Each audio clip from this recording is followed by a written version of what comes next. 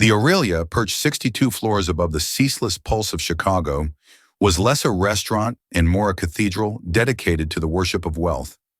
Its silence was a calculated luxury, a soft hush where the clink of silver on porcelain was a form of punctuation, and multi-million-dollar deals were whispered into existence over plates of food that cost more than a month's rent in the Logan Square apartment Clara McCallum called home. For Clara, silence was different. It was not a luxury, it was the language of her birth. It was the expressive dance of her parents' hands across the dinner table, the vibrant, nuanced world of the deaf community that had raised her. At 23, she moved through Aurelia's opulent theater with a practiced serenity that concealed a bone-deep weariness. Her black uniform was a crisply starched suit of armor, hiding the frayed edges of her life, the stack of bills on her tiny kitchen counter, the constant low-grade hum of anxiety for her parents, whose fixed incomes were a constant source of struggle. Every exorbitant tip she earned from patrons who wouldn't think twice about a $1,000 bottle of wine went into a fiercely protected account, a buffer against the world's harsh uncertainties for the two people who had given her everything. Tonight, the restaurant's gravitational center had shifted. Alistair Finch was dining at table 12, the prime corner booth with a panoramic view of the glittering city bleeding into the black void of Lake Michigan. At 38, Finch was a titan of private equity, a man who didn't just acquire companies but consumed them, restructuring them with a brutal efficiency that had earned him a formidable reputation and a net worth with 10 zeros. He was a man chiseled from ice and ambition, with eyes the color of a winter sky that saw everything as an asset or a liability. He was rarely seen in public, and almost never with his daughter, but tonight was an exception. With him was his 8-year-old daughter, Lily, a fragile porcelain doll of a child, swallowed by the plush velvet of the booth. Her blonde hair was a perfect glossy sheet, her dress a confection of pale pink silk. A single delicate hearing aid, studded with a tiny diamond, was nestled behind her ear. A useless, expensive piece of technology, Alistair insisted she wear, more as a symbol of his efforts than for any practical function. Lily had been born profoundly deaf, and the world of sound was as alien to her as the surface of Mars. Beside her sat Garrison Thorne, Alistair's brother-in-law, a man whose smile was as polished and expensive as his Patek Philippe watch. He managed the considerable trust left to Lily by her late mother, and his presence was a constant, cloying fixture in their lives. The restaurant's general manager, Mr. Dubois, fluttered around the table, his anxiety a palpable aura. "Mr. Finch, your usual steak, medium rare?" he asked, his voice thick with sycophantic reverence.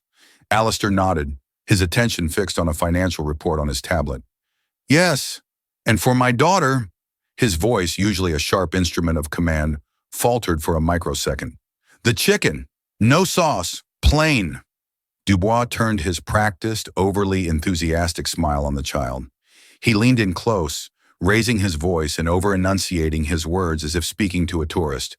"And how are we tonight, little Miss Lily?" Lily didn't react. She didn't even flinch. Her gaze was locked on her own small hands, twisting a linen napkin into knots in her lap. A faint, hot blush crept up her neck, a telltale sign of shame that Clara, standing by her service station, recognized with a painful lurch of her heart. It was the sting of being treated like an imbecile, of being shouted at by a world that refused to learn her language. Alistair's jaw hardened into a line of granite. "She can't hear you, Dubois. It doesn't matter how loud you speak." The words were clipped, cold steel. He despised this part of their lives, the public spectacle of his daughter's deafness, the clumsy, well-meaning gestures that only served to highlight the chasm between Lily and the rest of the world. Since his wife, a celebrated concert violinist, had been killed in a car crash 4 years ago, their world had become a fortress of silence he didn't know how to breach. He could buy Lily the best audiologists, the most advanced cochlear implant technology, which she had rejected with violent terror, but he couldn't buy her a connection to the world or to him. Clara watched, a familiar ache tightening in her chest. She saw her own childhood in Lily's dignified retreat. She saw the countless times strangers had treated her deaf parents with that same infuriating mix of pity and condescension. She saw the slow, heartbreaking process of a bright spirit dimming behind a wall, not because they couldn't communicate, but because the hearing world was too lazy or too arrogant to meet them halfway. Dubois scurried away mortified. Garrison placed a hand on Lily's shoulder, a proprietary gesture. "She's just tired, Alistair. It's been a long day." Alistair ignored him, putting his tablet away. He leaned towards his daughter, catching her eye and beginning to move his lips in an exaggerated, unnatural way. "Eat your dinner." It was the clumsy, ineffective lip reading they defaulted to, a language that offered crumbs of communication where a feast was needed. The connection was strained, a frayed wire sparking with frustration. Clara felt an impulse, a reckless, powerful surge that defied every rule of her employment. Dubois' primary directive was an unspoken commandment. "You are furniture that moves. Do not engage unless engaged with." Especially not with Alistair Finch. But the image of Lily's small, knotted hands and the profound loneliness radiating from her small frame overrode years of professional conditioning. It was a career risk, but it felt like a human imperative. She drew a quiet, steadying breath, smoothed the front of her apron, and began to walk towards the most powerful table in Chicago. The very air around it seemed to crackle with pressure. Garrison Thorne looked up as she approached, his polished smile tightening with annoyance. Mr. Dubois, from across the dining room, froze mid-gesture, his face draining of color. Alistair Finch lifted his head, and his stormy, calculating eyes locked onto her. A silent question hung in the air, laced with the clear warning that this interruption had better be worth his time. "We don't require anything," he said, his voice a low, preemptive dismissal. Clara's heart was a frantic bird beating against her ribs, but she didn't look at him. Her entire focus, her entire being, was aimed at the small, silent girl in the booth. She gave a small, respectful dip of her head towards Lily. Then she lifted her hands. With a fluid, breathtaking grace that was as natural to her as breathing, her hands began to move. They spoke a language of poetry and precision, of emotion and intellect. "Good evening," she signed, a soft, genuine smile gracing her lips. "My name is Clara. That is a very beautiful dress you are wearing. It looks like the color of a sunset over the lake." The world at table 12 didn't just stop, it shattered. Garrison Thorne stared, his mouth slightly agape, the mask of suave control slipping to reveal raw shock. Alistair Finch's face, a moment before a portrait of cold authority, was now a canvas of pure, unadulterated astonishment. He looked as though he'd been struck by lightning, but the most profound reaction came from Lily. Her eyes, which had been dull and downcast, snapped up to meet Clara's. They widened, first in disbelief, then in a dawning, radiant wonder. It was as if a light had been switched on in a dark room. Her small body, which had been curled inward with tension, straightened. The years of quiet resignation seemed to melt away from her tiny shoulders. Slowly, hesitantly, as if retrieving a long-forgotten skill from a dream, she raised her own hands. Her fingers trembled slightly, the movements clumsy from disuse, but the intent was clear. You know the words of my hands?" She signed back, her expression one of breathtaking, heart-stopping awe. In that single silent exchange, the quiet waitress had detonated a bomb in the billionaire's meticulously controlled world. Not with a shout, but with the profound, earth-shaking power of a conversation he could not hear. The air in Aurelia was thick and motionless. The quiet symphony of clinking forks and hushed conversations had faded into an irrelevant background hum. For a few stretched-out seconds, the universe seemed to pivot around the silent, eloquent ballet of hands at the corner table. Alistair Finch stared, his hyper-analytical mind failing to compute the scene before him. He had poured hundreds of thousands of dollars into the world's leading specialists, speech therapists, and a series of private tutors who had tried and failed to teach him the basics of American Sign Language. He had found it frustratingly abstract, a language his logical, numbers-oriented brain could not absorb. Yet here, in his regular haunt, A waitress in a standard-issue uniform was conversing with his daughter more fluently and with more genuine connection than he had managed in her entire life. Clara, acutely aware of the stunned silence from the two men, kept her focus locked on Lily. She felt a powerful, protective connection to the child, a shared citizenship in a silent country that transcended the vast canyon of their circumstances. "I do." Clara signed back, her movements fluid and warm. "It was my first language. My mother and father are deaf.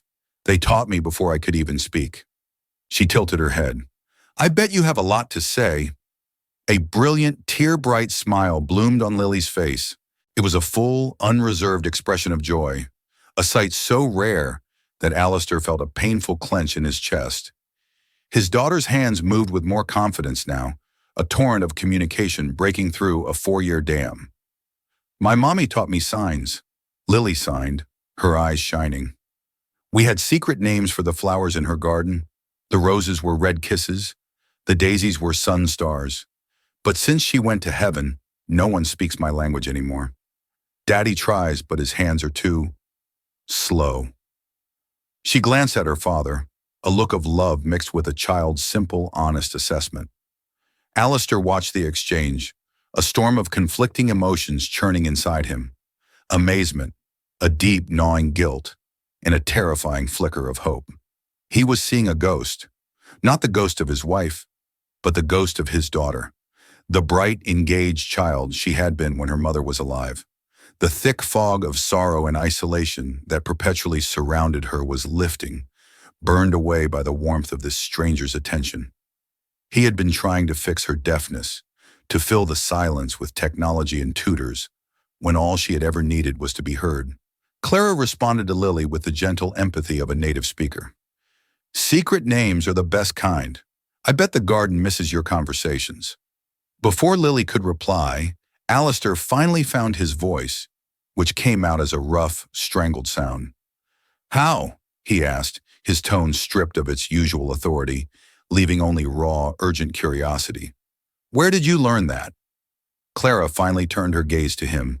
Her professional composure clicked back into place, a shield against the intensity of his stare, though her heart was still hammering. "My parents are deaf, sir. ASL is my native language." Mr. Dubois was now hovering nearby, wringing his hands, his face a mask of pure terror. He was convinced this bizarre breach of protocol was about to cost the restaurant its most valuable patron. He opened his mouth to apologize, to drag Clara away and fire her on the spot, but Alistair silenced him with a single, sharp look. "Don't," he commanded, his eyes never leaving Clara. He then turned to his brother-in-law. "Garrison, take the car.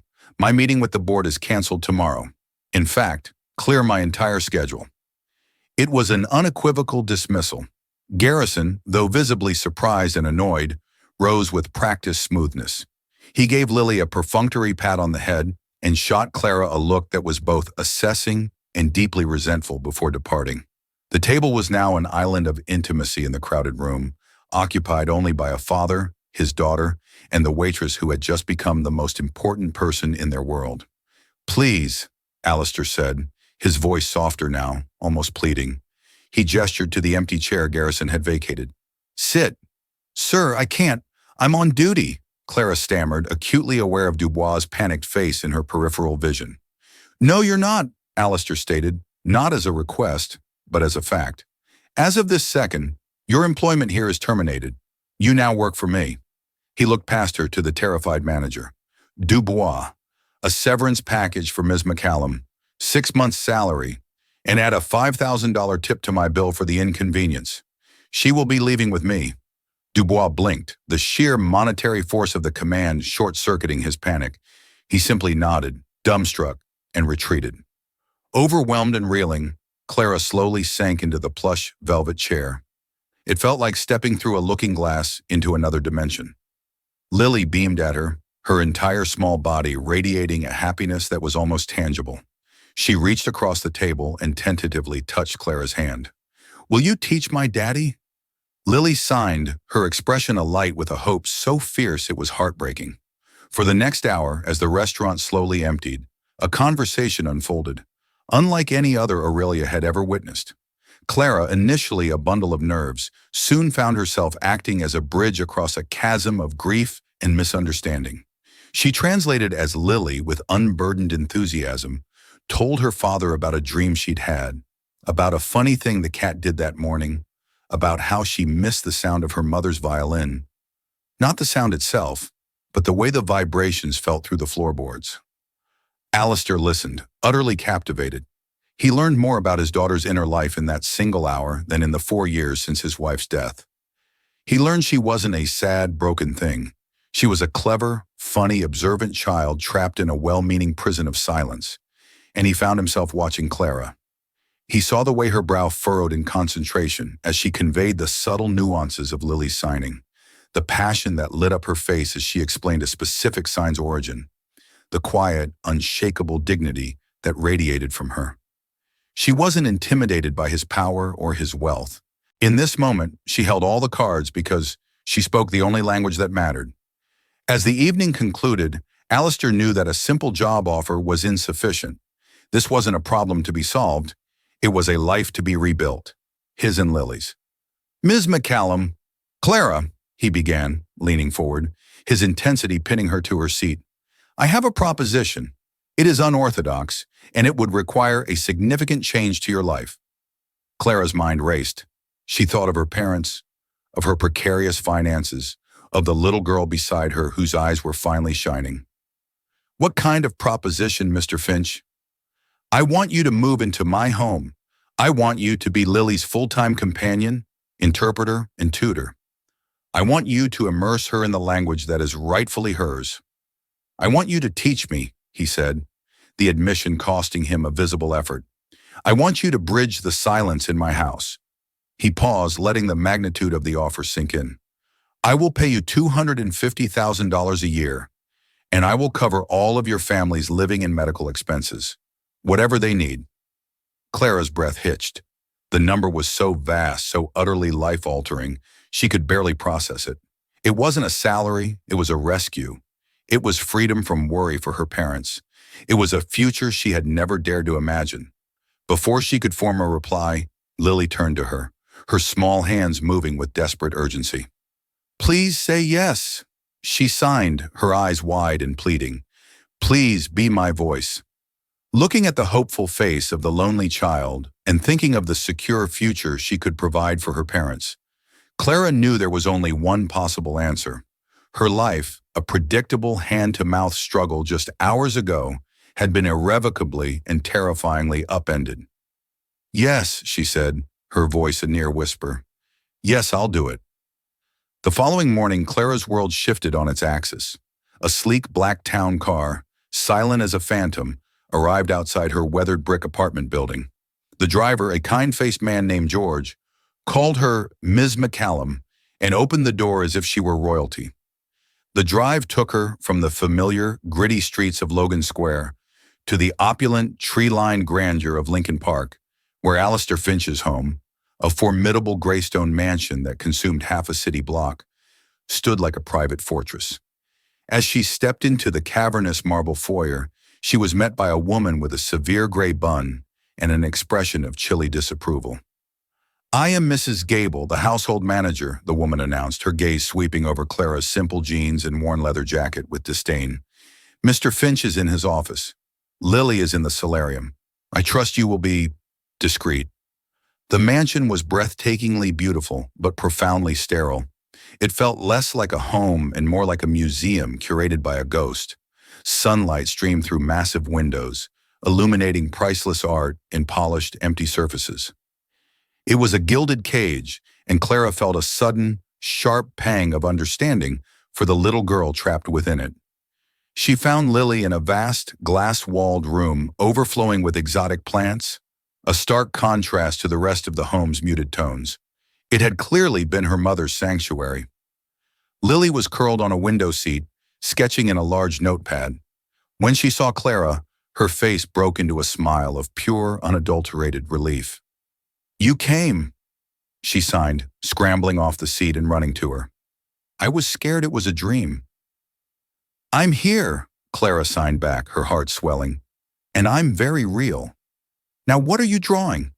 Lily proudly showed her the sketch pad. It was filled with intricate, fantastical drawings of flowers with faces and animals with wings. A vibrant, imaginative world poured onto the page, a world she had no one to share it with. This, Clara realized, was how she spoke when her hands were not enough. Their first day was a gentle exploration. Clara didn't push or pry. She simply existed in Lily's space, speaking her language. They toured the silent house, with Clara giving ASL names to the stoic portraits on the walls. They explored the garden, where Lily showed her the spot where the red kisses used to grow. For the first time, Lily wasn't being managed or therapized. She was simply being a child with a friend.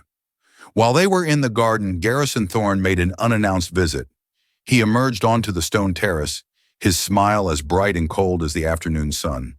He greeted Lily with an airy kiss to the top of her head before turning his full, assessing gaze on Clara. "So, you're the miracle worker," he said, his voice a silken purr with an undercurrent of steel. "Alistair is uncharacteristically optimistic." "I'm just here to help Lily," Clara replied, her tone polite but guarded. "Of course," Garrison said, his eyes roaming over her, taking in every detail. "It's a remarkable story. Waitress from the other side of the tracks, a hidden talent. It's like something out of a movie. You must feel like you've won the lottery." The words were ostensibly a compliment, but the insinuation was clear. He saw her as an opportunist, a clever grifter who had stumbled upon the score of a lifetime. He lingered for an hour, a scrutinizing presence. He watched the easy, natural rapport between Clara and his niece, the way Lily's entire demeanor changed in Clara's presence. He saw the genuine affection already taking root, and a flicker of something dark and cold passed through his eyes. For 4 years, Lily's deafness and Alistair's grief had been his greatest assets. They created a power vacuum he was happy to fill, managing Lily's trust, a fortune in its own right, with unchecked authority. A communicative, empowered Lily, with a fierce advocate like Clara by her side, was a threat to his carefully constructed empire. That evening, Garrison found Alistair in his study. "She certainly got the child mesmerized," he began casually, pouring himself a brandy from a crystal decanter. "Clara is qualified and professional," Alistair corrected, his eyes on a stack of documents. "Oh, I have no doubt," Garrison purred. "But isn't this all a bit sudden? You pull this girl from obscurity, install her in your home, give her complete access to your daughter. We know nothing about her, Alistair. What if this is a setup? A woman with that specific, rare skill just happens to be serving your table on the one night you bring Lily out. The coincidence is staggering." "It was a fortunate coincidence," Alistair said, his voice firm, though Garrison's words pricked at his natural suspicion. "Was it?" Garrison countered, leaning against the mahogany desk. "Or was it reconnaissance? A sob story about her parents? A desperate situation? It's the oldest play in the book. I'm just saying, be cautious. You've brought a stray into the heart of our family. Strays can be unpredictable. Sometimes they bite." Alistair's gaze remained on his papers. "My daughter smiled today, Garrison. A real smile. That's all the due diligence I need." But as his brother-in-law left, a seed of doubt had been expertly planted. Alistair was a man who trusted data, who mitigated risk, who anticipated betrayal. He had made this decision from the gut, an organ he distrusted implicitly. Garrison's words, slick and venomous, resonated with the cynical core of his being. Was Clara McCallum truly a godsend? Or was she merely the most sophisticated trap he had ever encountered? He tried to dismiss the thought, but it lingered. A dark shadow coiled in the corner of his mind. The weeks that followed were a period of tentative, fragile growth within the stone walls of the Finch mansion. Clara's presence was like rain on a dormant landscape, coaxing life from the parched earth of their silent world. Her bond with Lily solidified into something fierce and beautiful. They were no longer just tutor and student. They were allies, confidants, a two-person tribe in a house full of echoes. Clara discovered the depths of Lily's intelligence. The child wasn't just artistic, she was whip-smart, with a keen, logical mind that had been starved of stimulation. Clara introduced her to sign stories, to the history of deaf culture, to the poetry of ASL. She taught her that her deafness was not a deficiency, but an identity, a vibrant culture with its own language and heritage. Lily absorbed it all, her personality blooming in the sudden light of understanding. At the same time, Alistair began his own lessons. Every evening after Lily was in bed, he would sit with Clara in the vast library, the space between them charged with a strange mix of professional distance and burgeoning intimacy. The lessons were a humbling experience for him. The master of the universe in the boardroom became a clumsy, fumbling student. His large, capable hands, so adept at signing billion-dollar contracts, struggled to form the delicate, nuanced shapes of the language. "No, your thumb should be tucked in for the letter A," Clara would correct gently, her fingers briefly touching his to adjust his hand. The fleeting contact sent a jolt through him, an unexpected warmth that was both unsettling and pleasant. Through these lessons, he began to see the woman behind the interpreter. He learned about her parents, not as a sob story, but as proud, resilient people who had built a loving home against the odds. She showed him photos of their small, cluttered house filled with books and art, and a video of her father, a retired carpenter, telling a long, hilarious signed story that had her weeping with laughter. He saw her fierce loyalty, her quiet strength, and the deep well of kindness that seemed to be the very core of her being. His admiration grew, but so did the insidious whisper of Garrison's doubt. He couldn't reconcile the warm, genuine woman who treated his daughter with such profound tenderness with the calculating opportunist his brother-in-law described.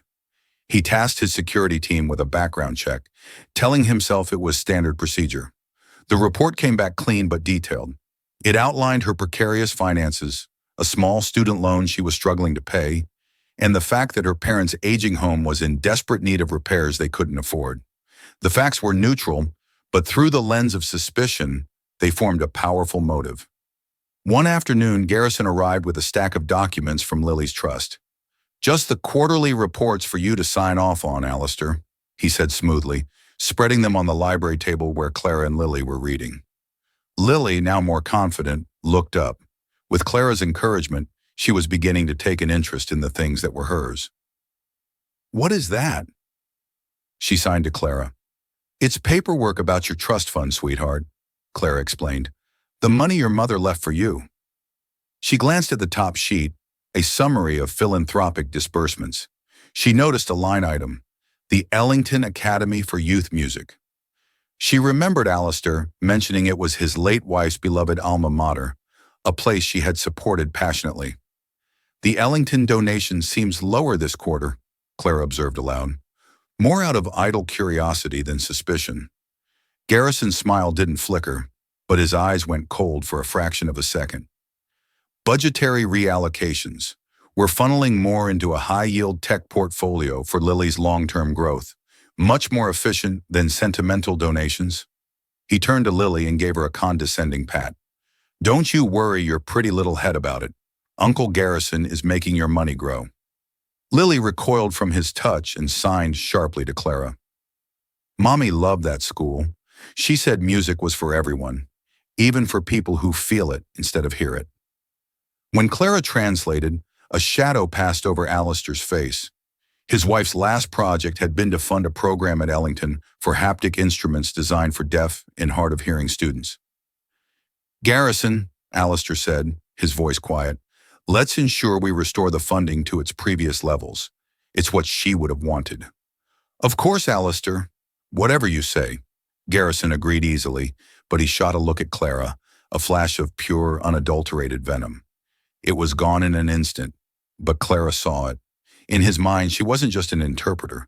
She was an interloper, giving his niece a voice, and with it, a power he could not control. That night, a private investigator hired by Garrison delivered a thick file to his office. It was a masterpiece of twisted truths.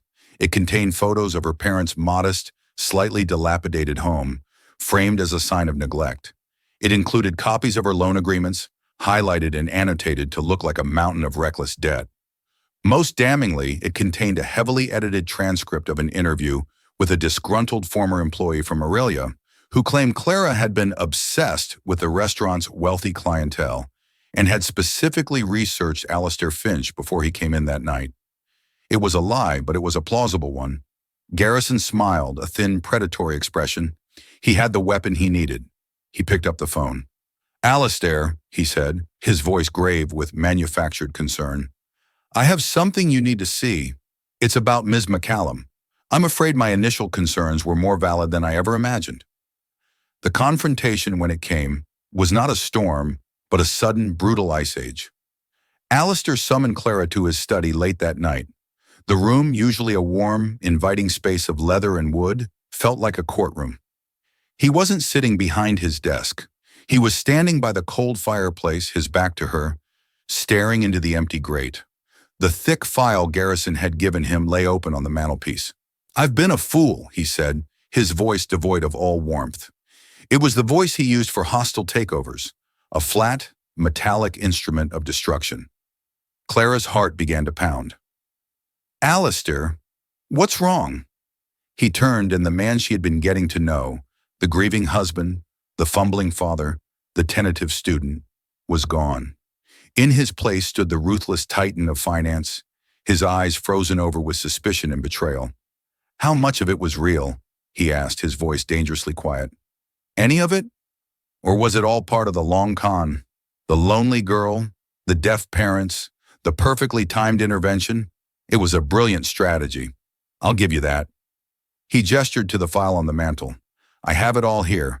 Your debt, your research into my family, the convenient coincidence of your employment at Aurelia. You played on my daughter's disability. You exploited my grief. You saw a grieving billionaire with a vulnerable child, and you saw a jackpot." Every word was a physical blow. He was twisting her life, her identity, her deepest loves into something sordid and manipulative. "That's not true," she whispered, her voice shaking. "That's a lie." "Is it?" he sneered, picking up a photograph from the file, a picture of her parents' home. "Is it a lie that your family is desperate for money, that you saw a way out and took it? You manipulated a lonely little girl and a guilty father. Tell me, Clara, what was the end game? A permanent position in the family? Marriage? Were you hoping to sign your way into an inheritance?" The cruelty of it was breathtaking. He had taken every moment of genuine connection, every shared vulnerability, and weaponized it against her. Tears of rage and profound hurt burned her eyes, but she refused to let them fall. She would not give him the satisfaction. She lifted her chin, her own gaze hardening. "You know what your problem is, Alistair. You live in a world of transactions. You think everything and everyone has a price tag. You can't conceive of an act of simple human kindness because it doesn't fit on a balance sheet. You see shadows and threats everywhere because you've forgotten what light looks like." She walked toward him, her movements filled with a cold, righteous fury. "You want to talk about lies? Let's talk about lies. You want to see a con artist? Look at your brother-in-law." Alistair scoffed. "Leave Garrison out of this." "I won't," she shot back, her voice gaining strength. "He's the one who fed you this poison." "Why?" "Because I gave Lily a voice, and a voiced Lily might start asking questions. Questions like why the funding for her mother's favorite charity, the Ellington Academy, was suddenly cut. You should look at the actual bank transfers, Alistair, not just the summaries he shows you. See where that money really went." She stopped in front of him, her eyes boring into his. "You think I did this for money? After all this time, that's who you think I am?" With trembling fingers, she unclasped a day she did not run. To run would have been a concession, an admission of flight from a place where she had never truly belonged. Instead, Clara walked. Each step down the long, crushed gravel driveway was a deliberate act of severance, a percussive beat marking the end of a chapter she had been foolish enough to believe was a fairy tale. The night air, cool and damp against her burning cheeks, carried the scent of manicured boxwoods and old money, a fragrance that now seemed cloying, suffocating. She didn't look back at the Greystone fortress, at the single golden rectangle of light that was Alistair's study. To look back would be to acknowledge the ghost of the life she had almost had, the family she had almost formed, and she did not have the strength for that. The cage, he had called it. He was wrong. The mansion wasn't the cage. The cage was his suspicion. It was the gilded bars of his worldview, where every motive was suspect, every kindness a transaction, every person a potential threat to be neutralized. She had been a curiosity, then a tool, then a liability. She had unlocked his daughter only to find herself locked out of his heart. The pain was a physical thing, a shard of ice lodged beneath her sternum. It wasn't just the loss of a job, or even the loss of a future she hadn't dared to dream of. It was the brutal, violent erasure of her character, the negation of her very self by the one man who, for a few impossible weeks, she had allowed herself to see.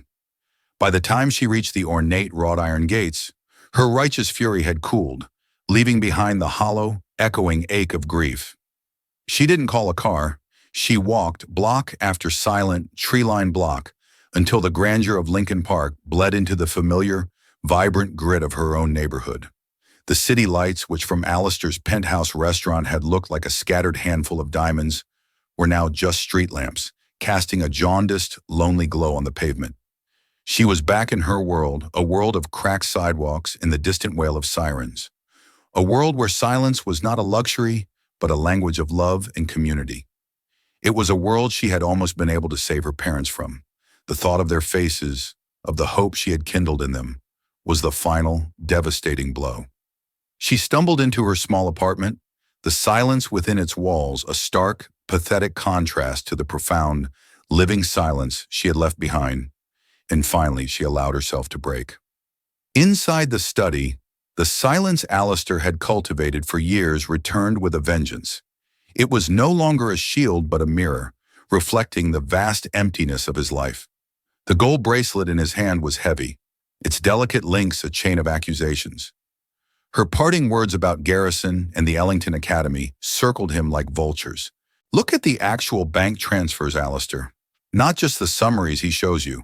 It was a detail too sharp, too specific to be a random barb. It was a key. He spent the rest of the night in a state of cold, controlled dread. He didn't sleep. He sat at his mahogany desk, the epicenter of his global empire, and felt utterly powerless. He was a man who commanded legions of analysts to predict market fluctuations and mitigate risk. Yet he had failed to see the viper coiled in his own family, the wolf he had invited to guard the flock. The first casualty of his catastrophic misjudgment was Lily. When she padded into his study the next morning, her bright, expectant face was a fresh torment. She looked around, her eyes searching. "Clara?" She signed, a simple, hopeful question that landed like a punch to the gut. He tried to explain, his hands moving with a clumsy, arthritic slowness that felt like a mockery of the language. Clara. Job. Done. Gone. He watched the light in his daughter's eyes die. It was not a flicker. It was an extinguishment. The vibrant, confident child who had blossomed over the past weeks vanished, replaced by the familiar, shuttered porcelain doll. But this time, her expression was not one of vacant resignation. It was one of pure, 8-year-old fury. She stared at him, her small body rigid with betrayal. Then she turned, marched to his desk, and seized a black fountain pen. On a sheet of his heavy, cream-colored stationery, she scrawled a single, devastating sentence in thick, angry capitals. "You are the silence now." She slid the paper across the polished wood toward him and walked out, not to her room, but to the solarium, her mother's sanctuary, shutting the heavy glass doors behind her with a definitive click. The message was clear. She had not retreated into herself. She had exiled him. The words on the page seemed to burn. He had spent 4 years trying to fight the silence, to fill it with sound and technology. Now he had become it. He was the void. He was the wall. At precisely 7 a.m., his phone buzzed. It was Marcus Thorne, no relation to Garrison, the notoriously meticulous head of his family office's forensic accounting division. Alistair had roused him from his bed at 3 a.m. with a single, non-negotiable directive. A full, unredacted audit of the Lily Finch Trust, effective immediately. "Alistair," Marcus's voice was grim, stripped of its usual professional deference. "It's bad. It's worse than you can imagine." He used a cascading shell corporation structure, registered in 3 different no-extradition territories. The Ellington transfer was the key. He's been bleeding the philanthropic accounts dry for at least 3 years, maybe longer. We're talking millions. He was washing the money through undervalued art acquisitions and then flipping them at auction in Geneva. It's sophisticated, and it's deeply predatory. He specifically targeted your late wife's legacy projects, the ones he knew you wouldn't have the stomach to scrutinize closely. Alistair closed his eyes. Each word was a nail being hammered into a coffin. The genius of Garrison's manipulation had been its parasitic nature. He had fed on Alistair's grief, on his guilt, on his cynical, transactional view of the world. He had seen Alistair's suspicion not as a barrier, but as a weapon he could aim. The file he had produced on Clara, it was all there. A masterpiece of plausible lies woven from half-truths. Her parents' financial struggles, her student debt, the disgruntled ex-employee. Garrison had simply provided the narrative, a narrative Alistair had been preconditioned to believe. He hadn't just been duped. He had been an active, willing participant in his own deception. He hung up the phone. The house was utterly still. In the silence, he could hear the echo of Clara's voice, filled with a hurt so profound it had transcended tears. You can't conceive of an act of simple human kindness because it doesn't fit on a balance sheet. He had taken the purest, most selfless thing to enter his life since his wife's death and subjected it to a hostile audit. And he, the master analyst, had gotten the valuation catastrophically, unforgivably wrong. Weeks passed. The legal and financial fallout with Garrison was swift and brutal. Alistair moved with a chilling, surgical precision, dismantling his brother-in-law's life and liberty with the same dispassionate efficiency he applied to a corporate restructuring. There were no emotional confrontations, no shouted accusations, just the cold, quiet machinery of justice and consequence. Garrison was a liability, and Alistair expunged him, but the victory was hollow, a ghost of a triumph that offered no solace. His relationship with Lily remained a frozen wasteland. She communicated with him only through terse, formal notes left on the kitchen island. She ate her meals in the solarium. The bridge Clara had built between them was gone, and the chasm seemed wider and deeper than ever before. He hired a new ASL tutor, the best in the country, a stern academic woman from Gallaudet University. He dedicated himself to the lessons with a grim, relentless focus. But the language wouldn't come. His hands felt like clumsy clubs. His mind, so adept at complex financial models, could not grasp the fluid poetry of the signs. It felt like a penance, every fumbled word a reminder of his failure. One evening, his tutor, Dr. Eris, paused the lesson. "Mr. Finch," she said, her expression analytical, "you are memorizing vocabulary. You are not learning a language. A language requires an ear, a willingness to listen. You are still trying to command it." Her words struck him. He had been approaching it like a negotiation, trying to force the terms of surrender. He hadn't been listening. He hadn't been listening for years. Meanwhile, Clara was rebuilding. The first week had been a blur of shame and heartbreak. But her parents, seeing her pain, had not offered pity. They had offered strength. Her father had taken her hand, his own calloused and strong from a lifetime of carpentry, and signed, "Sometimes a house must be stripped to the studs before you can see the strength of its frame. You have a strong frame, my girl." She found a new purpose. Not at a restaurant, but at a small, underfunded deaf community center in Pilsen. She volunteered, then was offered a part-time job, teaching ASL to hearing parents of deaf children, tutoring kids who were falling behind in school, translating for community meetings. The pay was a pittance, but the work was rich. Here, in the vibrant, noisy silence of her own community, she began to heal. She was surrounded by the language that was her birthright, by people who saw her not as a curiosity or an asset, but as one of their own. She was not Ms. McCallum, the miracle worker from the restaurant. She was just Clara, and for the first time in a long time, it felt like enough.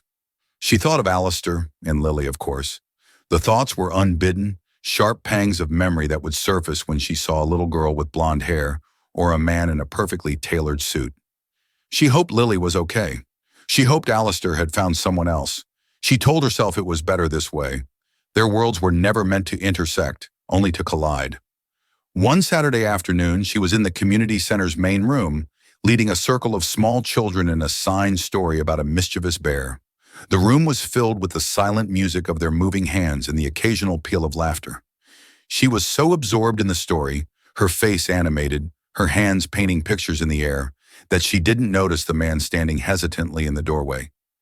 He was not the man she remembered. The bespoke suit was gone, replaced by a simple dark sweater and jeans. The aura of untouchable power had been replaced by a visible, palpable uncertainty. He looked like an intruder, an alien in this world of expressive, silent communication. He was holding a children's picture book. Alistair Finch stood there for a long time, just watching. He watched Clara, truly saw her, not as an employee or a solution, but as a sun in her own solar system. He saw the way the children's faces lit up as she signed, the way she moved with an innate grace and authority that had nothing to do with wealth. She was the center of this universe, and he was a foreigner at the border with no passport and no language. Finally, one of the children noticed him and tugged on Clara's sleeve, pointing. Clara's hands froze midair. Her smile faltered. The air in the room shifted. All the children turned to stare at the tall, quiet-hearing man in the doorway. Clara's heart hammered against her ribs. She felt 100 emotions at once: anger, hurt, a foolish, treacherous flutter of hope. She took a deep breath, composed herself, and signed to the children. "Wait here." She walked towards him, her expression a careful, neutral mask. She stopped a few feet away, crossing her arms, a defensive posture. He didn't speak. He knew instinctively that spoken words were meaningless here. They were his language, his weapon, his crutch. To use them would be another act of colonization. He swallowed hard, his nervousness so profound it was almost visible. Then he lifted his hands. They were still clumsy, the movement stiff and uncertain, but they moved. "Hello? Clara?" he signed. His execution was flawed, the sign for her name a little shaky. She just stared, her face unreadable. He took a shaky breath and continued, his eyes fixed on hers, a desperate plea for her to understand, to listen with more grace than he had ever shown her. "My daughter, Lily, she, Mrs. You." He paused, his brow furrowed in concentration. "She gave me a test, a task." He held up the picture book. It was the runaway bunny. She said, "I cannot talk to you until I learn the whole story to tell her." He looked down at his fumbling hands, then back up at her, his composure cracking, the raw vulnerability of a broken man laid bare.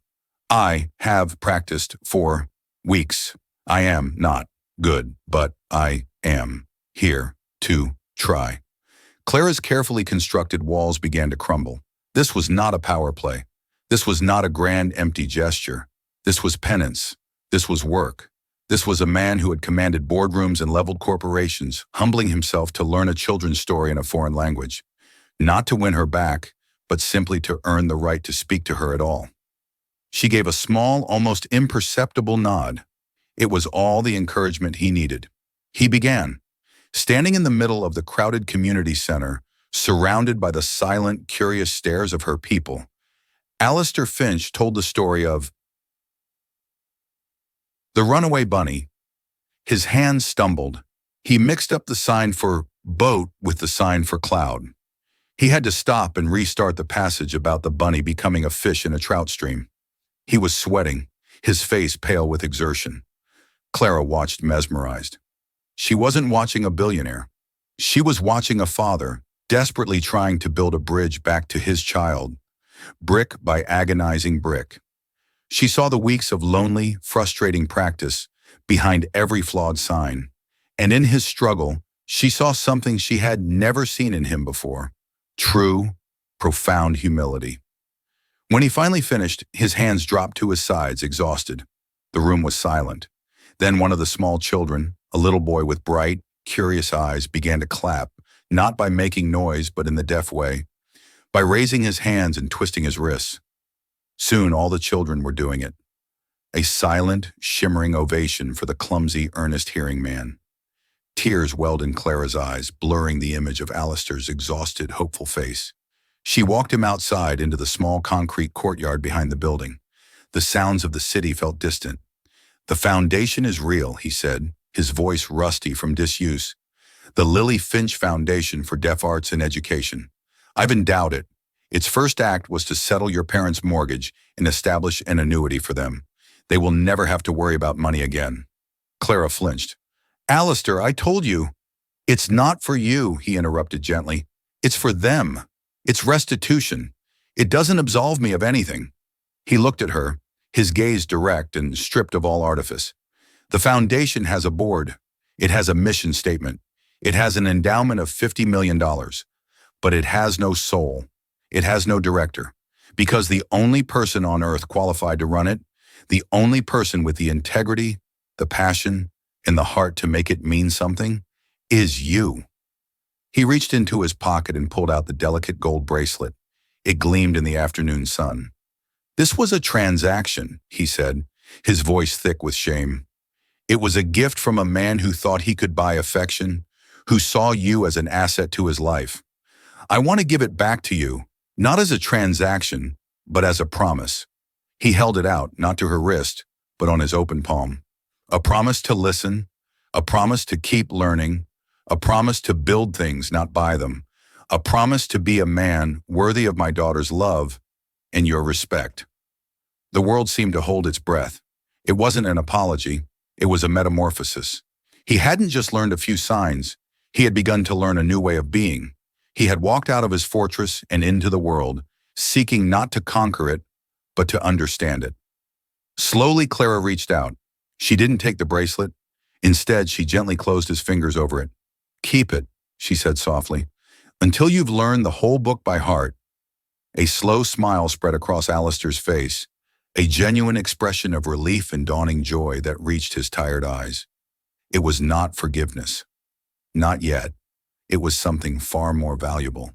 It was a beginning. She looked at the bustling community center behind her, at the world she had reclaimed.